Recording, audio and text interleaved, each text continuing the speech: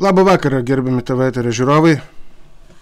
Vėl svečiuose turime mūsų kolegą Marijų Čekavičių.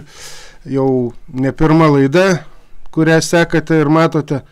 Taigi turbūt labai pristatinėti nebereikia, bet žemaitukų žirgų augintojas, ūkininkas ir šiaip labai gerai išmanantis šių dienos politiką. Ir kadangi abudu kalbėsim gal ne žemaitišką šį kartą. Aš misliu, kad reikia žemaitišką. Vis tik mūsų TV eterė gerbėja, ko gerai, ir žemaitė. Kažkokį kalbame visą Lietuvą? Aš dabar sakyčiau, ta tema apie miškus yra paliesta visos Lietuvos. Tai gal literatūriškiau pakalbėkiam šį kartą, nes turbūt jau ir išdaviau apie ko šnekėsim. Tai norim pakalbėti apie to, kas vyks šiuo metu ir labai aktualu, ir mitings nesena įvyka, ir žmonės yra pasipiktinę, valdžia čiut lyg ir sureagavo, bet minimaliai. Esmė yra ta, kad mes abudu esam žemaičiai ir mum medis ir kiekvienas augalas yra labai svarbu, bet faktiškai ne tik mum, faktiškai yra svarbu visiems. Nes tai yra mūsų oro taršos pagrindinis valytojas. Ir Marijau, žodis jum, ką reiškia žemaičių, dabar jau maišaus visaip kalba, ką žemaičių, kaip mum kaip žemaičiam reiškia miškas, gamta. Gerą vakarą, gerbiami TV eterio žiūrovai. Galbūt man yra labai lengva kalbėti šią temą, kadangi mano gimtinė yra senovėje buvęs Žemaitijos šventasis miškas. Tai yra aprašyta dar 1395 metais, kada kryžiuočiai traukė į Kražių Pašilės žemės, jie savo aprašuose paminėjo, kad įjosite į šventąjį mišką, pastuviai visko užteks. Ar gyvas dar? Šventasis miškas yra jau belikęs, Šventaregio girios beliko tik tais trečdalis, Pašilės girios jau irgi, kaip sakyt, pusė tai dar likę. Džiaugiuosi, kad auga jaunuolynai. Vis dėlto ir kada Anatolijaus buvo nuskriausti, tai būtent irgi Pašilės miškas Anatolijaus uragano metu buvo nukentėjęs. Tai dabar pasodinti, reiškia, miškai atauga. Ir senovėje žemaičiai vadino ne mišku, o meda. Ir kražiai, kurie turi didžiausią alkavietę, Medžiokalnį, tebesaugoja atmintį apie miškų deivę Medeiną. Tai tas visas sąryšis ir įpareigoja mano asmenį pakalbėti, kad miškų išsaugojimas yra ir tautinio ne tik savarankiškumo, bet ir valstybingumo garantas. Mano nuomonė, dabar miškų, jeigu liko 15 nuošimčių, tai yra jau labai daug. Kažkada Lietuva gyrėsi, kad turi 34 nuošimčius savo teritorijos miškų. Ir jau Donatas paminėjot, kad miškai užrakina kenksmingas medžiagas ir svarbiausiai CO2, kadangi medienai tai jis reikalingas, mes tiek nesinaudojam anglies dvideginio. Ir dabar jau sunaudojam. Daugiau. Ko gero. Daugiau. Ir dabar yra pateikta, kad galimai Lietuvoje pagaminama 20 milijonų tonų anglies dvideginio. Jį buvo nuspręsta netgi prie vienos vyriausybės pradėti laidoti kažkokiose erdvėse žemės gelmėse. O reiškia, gamta suriša apie 5 milijonus tonų anglies dvideginio. Taigi dabartiniai aplinkos apsaugos ministerijos darbuotojai kaip tik susirūpino klimato kaita ir tikisi, kad kokius jau 4 ar 3 milijonus tonų anglies dvideginio gamtoje Lietuvos bus galima surišti, o pagaminti dar gal netgi ir daugiau. Elektromobilių propaganda yra gera, bet elektromobiliams mes, jeigu pasižiūrėsime, ne tik tą elektrą pagaminame, reiškia, iš atsinaujinančių resursų, tačiau tos atsinaujinančius vėjų jėgainių parkus ir visa kita panaudojama labai daug irgi elektros energijos, kuri gaminama irgi dar kūrenant akmens anglį, dujas ir tai irgi sukuria anglies dvideginį. Tai va tokia situacija ir medis, dar aš atsimenu savo kaimynus, kur reikėdavo netgi malkai nukirsti kokį nors šipulį, vadinkim, jisai atsiprašydavo ranką padėjęs. Taip, aš dabar, kadangi su dronų mėgėjęs paskraidyti, tai... Taip pat ant drono sėdė ar? Nereikia sėdėti, aš pabūnu ant žemės. Tai kamerą turi droniai teisės. Tai jo, ir pakilus į orą, tarkim, yra kelias, iš abiejų pusių atrodo miškai, bet pakilus su dronu virš kelio, pasižiūri, kad ten nuo to miško, ten yra gal 20-50 metrų ir toliau plyna. Plynai iškirsti miškai. Ta prasme, tik pagal kelią yra juostos miško. Daugiau viskas. Tai esmė ir yra ta, ar čia yra padaryta tam, kad tas dulkes sugertų nuo kelio ir kad nematytų žmogus, kiek yra išnaikinta miškų. Čia yra turbūt pats baisiausias dalykas. Vat kaip ir minėjot, Mariau, kad mes jau nebeturim 50% bemaž, miškų. Ir šiuo metu dar ponai verslininkai, tokie kaip IKEA, įsigyja dar ne 1,000 hektarų miškų, mūsų Lietuvos miškų. Tai kas bus su tais miškais? Kas bus su tais miškais? Reiškia, vieną galiu pliusą pasakyti šitai vyriausybei santykiuose, atšalus santykiams su kinais, mes pradėjome mažiau eksportuoti, gal iš vis, reiškia, neeksportuojame į Kiniją, bet manau, kad tokia įmonė kaip IKEA ir pažiūrėjus čia video medžiagas, nedonato, Lietuvos rastai yra medienos kraunami į konteinerius ir manau, kad jie tiksliai atiteks į Kinijos rinką medienos. Tiesiai per aplinkui. Tiesiai per aplinkui ir tai yra žulikystė. Niekas nėra konkrečiai paskaičiavęs, kiek Lietuvoje priauga tos medienos, kiek jos mums saugiai. Medį reikia kirsti. Mes iš medžio statėm namus, darome baldus. Reiškia, bet dažniausiai iš užkrėsto miško. Dažniausiai šitą medieną jau galima ją naikinti, nes jinai yra, užkrėsta ir kad neužkrėstų dar daugiau miško, neišsiplėstų liga. Ta liga stabdant, kažkiek yra iškertama, kad ir plynai, bet tai ne tokiais hektarais. Gabaliukais, aš mažas, kai buvau, tai matydavau, mano seneliai prie Luokės gyveno, ten aplinkui vien miškai.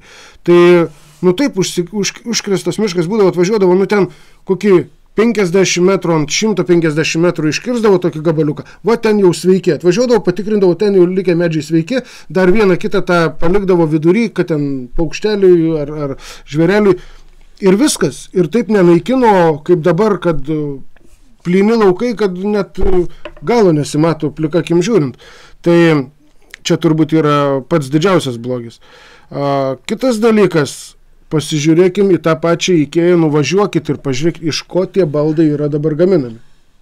Kai ką tik, atsiprašau, pertraukiau, bet jūs teisingai ir pasakėt, buvo gaminami baldai, statomi namai, bet iš grynos medienos.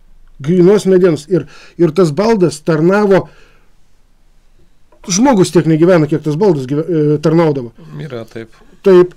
O dabar nusiperki pjuvenų gabalą suspaustų pjuvenų ir tai turbūt iš tų pačių gerų medžių, gera mediena greičiausiai išvažiuoja. Tai kas lieka, tas yra padaroma į pjuvenas ir iš to yra padaromi baldai. Kiek jie laiko? Vaikas porą savaičių pašokinės ant lovos ir jis subirs. Ir vėl tu pirksi naują, o jos gamybai vėl reikės medienos. Turiu atsakymą. Masinis Lietuvos miškų kirtimas, mano nuomonė, prasidėjo 1506 metais, kada, reiškia, atėjo iš Italijos į žmonas kunigaikštienę Boną. Ir pamačiusi, kokios yra tankios girios, jinai padarė verslą. Vienas iš medienos eksporto verslą. Vienas iš eksportų tuo metu buvo ir medžio pelenai, kadangi kitų sintetinių trąšų savaime suprantama prieš 500 metų nebuvo, o medžio pelenais patrešus dirvas būdavo gaunami geri derliai. Be to mūsų žemėse buvo naudojama ir lydiminė žemdirbystė, kada kaimo bendruomenė kažkokią miško dalį iškirtusi, krūmyno iškirtusi dalį, palikdavo šakas, jos sudžiūdavo ir kontroliuojamos liepsnos dėka sudegindavo likučius ir tada sodindavo, sėdavo javus, daržovės ir gaudavo labai gerą derlių. Manoma, kad buvo kuliama iki 7 tonų. Tai dabar prie chemizuoti ūkininkai jau kulia gal ir 10 ir 12 tonų iš hektaro. Tačiau jau, reiškia, kas mažiau turi pinigėlių, kulia 7 tonas ir iš tikrųjų žmonės yra laimingi. Taigi, ta miškų kirtimo tokia propaganda, jinai dalinai ir vyko, bet iki tokio lygio miškų kirtimas buvo baudžiamas, ko gero, jeigu tu ten dvarininko ar kunigaikščio girioje būtum nukirtęs medį, tai viešai būtum nuplaktas kažkokio miestelio aikštėje, nebūtinai ten jau kunigas per pamokslą būt pabaręs. Dabartinis verslas, kuris kontroliuoja tą dabar miškų, reiškia, kirtimą, manau, gerai pamoka, mano nuomonė, ir aplinkos apsaugos ministerijos darbuotojams atsakingam ir generaliniam urėdui. Sunku pasakyti, valstybės kontrolė turėtų imti ir vieną kartą kažkokį gabalą praeiti šviežiai iškirtos biržės, paskaičiuoti medžio nupjautų kelmų storį. Preliminariai buvo paskaičiuota, kiek ten buvo toj biržėje medienos ir įsiaiškinti, kiek tos medienos yra pavogta. Mano nuomonė, yra padaryta žala ir generaliniai urėdijai. Mes kažkada girdėjom tokią nuostatą, kad prie valstiečių įvykusi, reiškia, po vieną urėdiją, visas 44, kiek ten urėdijų buvo, ten buvo žmonės, kurie turėjo išsilavinimą, supratimą, ir padaryti vieną urėdiją buvo ir to pačio konstitucinio teismo, reiškia, nutarta, kad tai yra neteisėta, tačiau tas neteisingumas likęs po šiai dienai.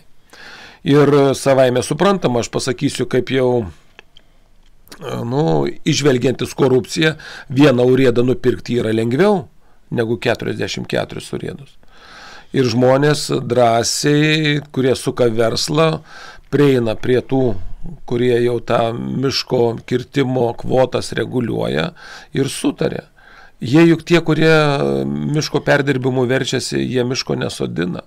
Ir mano nuostata, ta įmonė, kuri iškirto miškus, jinai privalo bent tose vietose atsodinti, o tos nenaudojamos žemės plotuose, kur yra dabar sofos ūkininkai, mes ten privalome tos miškus pasodinti. Ir kada buvo prieš 80-90 metų krizė Lietuvoje, prie Smetonos gadynės, ten 1930-35 metais, tai valstybė ėmėsi ir sodino miškus. Dabar tie miškai jau yra brandus ir mes jau kertame Lietuvos teritorijoje savo senelių sodintus miškus. O puikiai suprantame, kad miškas ne tik tais, kad pakelia nuotaiką, ten aišku žvėris ateina, medžiotojams yra šioks toks versliukas ir pramoga, bet mes ir aišku žinome, kad ir ne grybai ir ne uogos, dzūkų mergos būtų nuogos. Tai va, reiškia, kad ir medienos jau labai iškirsti miškai jau grybų ir uogų neduos. Kitas dalykas ir uraganų, vėjų atsiradimas, jeigu ateina uraganas, jeigu stovi miškas, jis einant didelį uraganą ir sustabdo. Ir jeigu tas brandus miškas jam jau tam vėjo gūsiui škvalo ir kaip ten jį be pavadinsi, pereiti per visą mišką ir paskiau ten pradžia sulaiko. Reiškia nugriauti kažkokį kaimą ar ten miestelį apterioti, reiškia, jau yra sudėtinga. Pristabdo patį uraganą. Tai mes jau turime čia išvelgti. Ir dar vieną momentą akcentuoju, kad tai yra ir gynybos, reiškia, atžvilgiu miškose yra gintis daug lengviau. Ir kas biški domisi istoriją, kaip ten tie lietuviai įveikė mongolų karius, jie panaudojo tą taktiką. Aišku, čia neturėsiu omeny Volskės mūšį, kur Vytautas pralaimėjo mongolų totorių, reiškia, armijai, tačiau ankstesniuose, kada buvo Erdvilas kunigaikštis, tas pats Ringaudas, jie įviliodavo mongolų karius į mišką ir tada vienas mūsų karys 10-12 tų neprietelių paguldydavo, kadangi su lankais ir su ietėmis miško teritorijai buvo nepatogu kariauti. Tai vat, ir netgi tie patys laisvės kovotojai, kur slėpėsi? Miestuose, katedros aikštėje, ar ten, kur, reiškia, Turniškėse, kur dabar gyvena mūsų valdžios elitas. Ne, jie slėpėsi miškuose. Tai dabar vat, jūs pakalbėjote apie gilesnės istoriją. Aš, kol aš dar buvau mažas, aš pamenu ir dabar vat nesuprantu, kodėl, kas yra ne taip, kodėl dabar jau galima. Pamenu, aš būdavau dar mažiukas, nuvažiuodavau pas senelius ir jeigu senelis norėdavo savo malkom išsikirsti išdžiūvusius ten medžius savo miške, nuo savo miške, kviesdavosi eigulį tą vadinamą, eigulys pažymėdavo, ten užkleimuodavo ir jau, kai jau vežimą kraudavo, lyg ir dar trūktų, dar tilptų, bet ir tai bijodavo nors vieną nudžiūvusi paliesti iš savo miško. Ir ta prasme, tada gal netgi tie patys eiguliai, patys girininkai saugojo tuos miškus, gerbė juos, mylėjo. Kas yra dabar? Visiškai į mišką nebėra žiūrima kaip į mūsų auksą, galima sakyti. Taip. Ir į mūsų sveikatos auksą, ne tik piniginę prasme žiūrint. Tai kas nutiko nuo tų laikų, kada tu negalėjai paimti pagaliuko iš miško savo nuosavo, o dabar yra plynai, kertami beprotiški. Atsakymas yra godumas. Ir kitas dalykas, jau Lietuvoje, gerbiami TV eterio žiūrovai, jau nebebėra ką vogti. Pramonė sunaikinta, parduotuvė pristatyta, žmonės išvyti, dar geležinkelius ir jūrų uostą parduoti. Dar liko keliai. Bet tų kelių nelabai kas pirks jau, nes pakankamai sudėtinga būsena. Geležinkelis? Reiškia, Lenkijoje, kas važinėjo prieš 20 metų ir dabar važinėja kaip dieną nuo nakties, jau skiriasi keliai. O Lietuvoje dar prieš 20 metų tų kelių būklė buvo, manau, pakankamai nebloga, tai dabar jau pakankamai bloga. Ir reiškia, čia visur neša atsakomybė tiek premjerai, tiek vyriausybės nariai, tiek ir Seimo nariai, kurie yra dabar valdžioje ir buvusiuose valdžiuose. Ir manau, kad nebe aplinkos apsaugos ministro palaiminimo kertami visuotiškai šitie miškai. Ir man širdis sopa, kada kerta regioniuose parkuose. Esu už tai, kad Lietuvos teritorijoje sengirių statusą turėtų ne ten kažkokį 0,0%, o kokie 5 ar 10% reiškia miškų. Ir aš kviečiu ūkininkus, kurie esate savo miškų šeimininkai ir žinau ne vieną pavyzdį, ir mano vienas pažįstamas ūkininkas būtent nupirko mišką, apibėgdamas tuos medkirčius tam, kad jį išsaugoti. Ir, reiškia, išsaugok mišką, tarp kitko ir Telšių, reiškia, pavietė yra žmogus, kuris irgi ragina tuos miškus prižiūrėti, bet ne kirsti. Nes čia yra mūsų plaučiai, kaip mes turime vieną iš didžiausių aukso vandenį savo gelmėse ir ačiū Dievui, kad mes nepradėjom gaminti skalūnų dujas, tada būtumėm užsiteršę. Ir dabar dar jau auksas, kuris yra virš žemės auga, reiškia, yra medis. Mėly mokslininkai, paimkite tuos, kurie gamina kartoną popierių. Daugelis medienos išeina, reiškia, ne tik statybinė medžiagom ir baldams ir išeina popieriui. Pažiūrėkime, gal eina iš šiaudų pagaminti aukštos kokybės ten popieriaus, gal iš šiaudo, iš kanapės nepadarysi šiaudo. Mes jau sunaikinome linus, kur buvo galima iš spalių gaminti labai daug geros kokybės ir netgi medieną. Man teko matyti filmuką, kada iš kanapių spalių padaro aukščiausios kokybės, reiškia, plokščias ir daro baldus ir ten, ką ten reikia. Technologijos leidžia. Su dabartinė chemija ir technologijom tikrai viskas. Tai reikalas tame, kad mes turime irgi priimti sprendimus, kad Lietuvos miškingumas, mano nuomonė, turi išlikti 35-40 nuošimčių. O dabartinės žemės ūkio ministerijos, reiškia, būtų iniciatyva, kad pradėti auginti tos augalus, kurie sukaupia ir suriša anglies dvideginį ir tada jų masę panaudoti irgi tai pramoniai, kuriai reikalinga daug medienos. Aš žinau, dabar džiaugiasi atpigo, reiškia, šildymas miestuose. Ir visi pirštų durė į biokurą.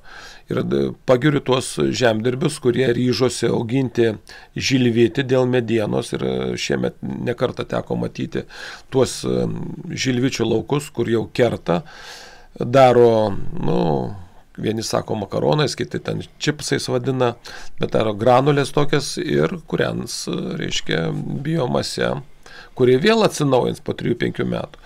Ir čia jau deguonės gamyba vyksta, kadangi tai yra greitai augantis medis. Ir džiaugiuosi, kad tai yra. Taip, dėl šildymo kainų tai visai nesenai kažkaip atvirkščiai per televizorių kalbėjo, kad ale pabringo visur Vilniui, Kaune, Žemaitijai tik atpigo. Ar nekils Žemaitijai? Bijau pameluoti, bet žinau, kad anoj pusėje Lietuvos Vilnius, Kaunas, Panevėžys toj pusėje, tai šildymo kainos kyla. Arba kai pakilo, taip ir nebenukrenta, kad ir atpinga galimybės pagaminti. Čia jau yra kita problema, kadangi vis dėlto nutraukti ryšiai su Baltarusija, su kita Lietuvos puse, nes ten Lietuvos didžioji kunigaikštystės pagrindinės žemės. Ir čia jau atskira laida bus apie tarptautinę politiką, mes tą dalyką paruošti, bet miškų išsaugojimas yra privalomas. Visi, kurie šitą laidą girdėsit, pamastysite, kad aš neįsivaizduoju, kaip kreiptis į tą medkirtį. Mačiau, Lenkai ten paėmė degų skysčių, užpylė miško, reiškia, kirtimo tą techniką, sudegino. Jau kažkam jau iš tikro daugiau negu kraujas užvirė. Aš nesiūlau mėtyti kėčio dar kažką, bet vis dėlto mes turim prieiti prie tų medkirčių, paprašyti jų leidimų, informuoti, medieną išvežant, mes sugadinome tos pačius dar keliukus seniūnijose, kurie yra vietinės reikšmės, paprašyti, parodyti leidimą, pasižiūrėti, kuris ten tarnautojas tą leidimą išrašė ir manau, mes drąsiai, kad ir per jūsų televiziją, Facebook'ose pagarsinti. Ten visur yra konkretus asmenys. Reiškia, aš atvirai pasakysiu, aš nežinau, kas dabar yra Lietuvos vyriausias urėdas. Man teko jį vieną kartą matyti, jis ten simpatijos nekėlė, reiškia, mano asmeniui, bet aš manau, kad tie, kurie atsakingi už leidimui išrašymą, turi būti viešinami asmenys. Ir ten ar kur nors Šimonių girioje, ar Verkių, reiškia, draustiniuose, ten visur yra konkretus žmonės. Ir tada, kada tą vaiką, kuris eina į mokyklą, pasakys, tavo tėtis išrašė leidimą kirsti mišką, o tas vaikas parėjęs pasakys savo tėtį, tu juk išrašėjai tokį gražų mišką, kirsti leidimą, gal pradės mąstyti, kad ateičiai jisai, reiškia, savo jau padėjo naikinimą ir vaikai jau pradeda rūpintis. Čia tokio pasako yra, kada anūką paėmęs, tėvas paėmė savo sūnų ir savo tėvą, senelį nuvežė į mišką, paliko. Tokios pasakos būdavo. Ir dabar jau tas jau vaikas grįžtant sako, o tėti, kodėl rogelės palikai su seneliu? O kodėl klausi? Tai jau su kuo, aš tave nuvešiu į mišką? Tai greitai nebus kur senelių vežti, jeigu mes taip gyvensim. Pakrūmėse reiks laikyti kažkur tai. Labai ačiū, Marijau, už išsami informaciją ir tikrai, manau, naudingą informaciją žmonėms, kas matys laidą. Nepamirškit prenumeruoti, pasispausti varpelį. Ir dar galiu paminėti, aš irgi taip esu pramastęs, kaip sustabdyti, jeigu prasidėtų miško kirtimas. Kas pažįstate paukščius, kas pažįstate grybus, vaikščiodami mišku, būtinai tas vietas nusifilmuokite.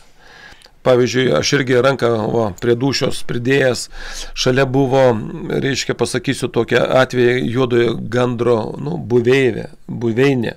Ir prieš kokius 7-8 metus buvo pašalę, iškirto juodalksnyną. Aišku, juodasis gandras jau nebeturėjo kur perėti. Buvo labai Šventaregio girioje Paąžuolio baravyko, vadinkim, plantacija. Aš jau ten, reiškia, sunkiai praeidavau. Ten, kad ir uždraustas jis jau raudonoje knygoje. Iškirto.